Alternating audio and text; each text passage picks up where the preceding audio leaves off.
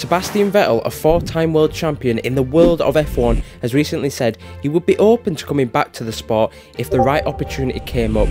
But with Sainz's recent illness at Ferrari, I've decided to sit him on the sidelines for a year and give Sebastian Vettel another shot at the boys in red and give him one last chance with Leclerc as his teammate to win the title and emulate his hero of Michael Schumacher. So, the first thing, which is a bit of a problem, is that of the Red Bull dominance, with Max now on the road to win his fourth title in a row, the same as Sebastian Vettel did, but the Red Bull is absolutely bulletproof thanks to Adrian Newey's masterwork, so we're going to need an almighty year in terms of gathering resource points from practice sessions and upgrading this car to be the best on the grid. And we came to Australia for the first round on the calendar, and one Sebastian wasn't too unfamiliar with already having gathered 2 wins at Ferrari, so this should be a good weekend. Well, no, it wasn't a bad one in terms of qualifying, having qualified in P4, only 5/10 off Leclerc, with still getting used to the car. However, the race is where it fell apart for Sebastian.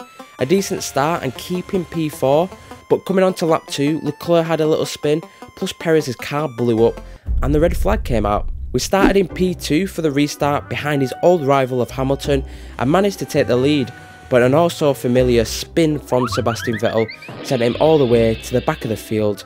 Sebastian finished the race in P13 out of the points, and with only 9 races in this season left, we had to now pull out the skills we know he has and start winning some races. And his first real chance was here in Canada, another successful circuit for Vettel, and who could forget the 2019 daylight robbery of his win for spinning onto the grass and having to concede his position to Hamilton.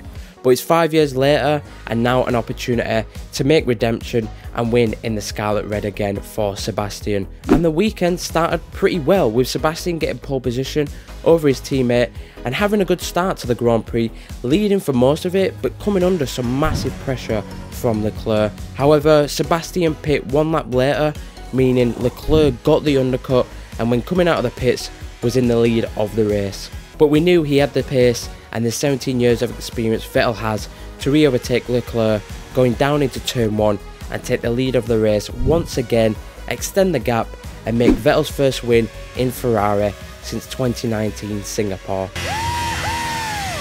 But with now being 36 points behind Max, meant there was still a lot of work to do before really challenging for this title.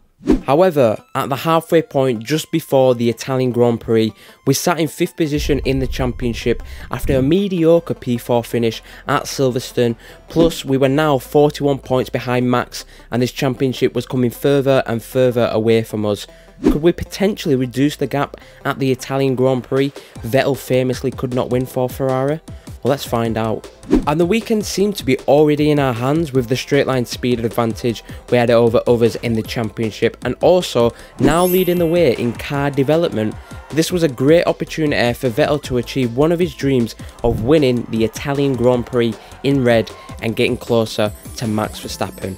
And for qualifying, it was a pretty close one, with Vettel achieving pole position by just 1/10 over his teammate, who surely was going to be the only person that could stop us on race day. And Vettel managed to get off to a good start for the Italian Grand Prix and led for the first few laps, but Leclerc was not really falling away from us and managed to overtake Vettel on lap 4, but due to the OP slipstream around Monza, we managed to take the position back. However, a spanner in the works came in with a red flag on lap 4 due to an Alpine spinning in turn 2. However, Vettel had another decent restart but came under even more pressure, not just from Leclerc but from Perez, and were overtaken by them both. We couldn't let this win fall away from us, so we got back into the slipstream of Perez and managed to re-overtake him for the lead of the race, get our foot down and extend the gap to over 6 seconds and win the Italian Grand Prix for Sebastian Vettel in the Ferrari. What a remarkable achievement that has been for Vettel, and one surely he would not forget. The gap was now reduced to only 26 points to Max leading the championship, and with only 5 races left meant it was looking good. Now we come to the final 2 races in the championship, but the gap between Max and Seb was starting to extend once again. Another mediocre race at Japan and a third at Mexico meant the gap was now at 34 points, so we had to make minimal mistakes coming into Brazil and Abu Dhabi and win as much as possible, and that somewhat came to plan in Brazil. A very close qualifying against our teammate by under 1/10 meant we got pole for the sprint race and led that from start to finish, but came under some pressure from Max. The race now came on Sunday, and with the conditions being pretty wet, however, fortunately it didn't affect us too much and was another pole and win. And thanks to Leclerc's great overtaking, he managed to take a few more points off Max and boot him off the podium and be an absolute team player for us. The gap was still somewhat large coming into Abu Dhabi at 19 points, so we need to win the race, and Max has to finish 7th or lower, which was going to be quite the ask of him, but anything can happen in Formula 1. We came into the last race leading the car development, so it should be no problem with being at the front for us, and that exactly happened in qualifying. Another pole position to round out our season and beating Leclerc in P2 by 3/10. However, Max wasn't too far down the order in P4, but if we get the fastest lap and Max finishes P7, then we should get the championship due to having more wins than him this season. But for the race start, it wasn't as good as it can be.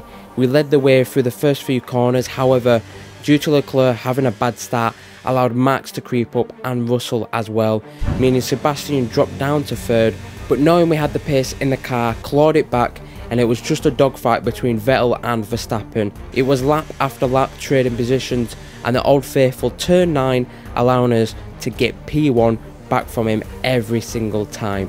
We came into the pits, unfortunately no issues this time, and came back out in the lead, but lap after lap went by and Max was just not falling away, and it finally came to the final lap and Max overtook us for the lead of the race, but thanks to DRS and turn 9 once again, we got the position back, but unfortunately crossed the line a little bit later to take the win, but not the championship. And only 11 points just separating Sebastian and Max, but it was a hard fought championship until the final race, and if we didn't have them little hurdles along the way, could have possibly won it. But I hope you enjoyed this video.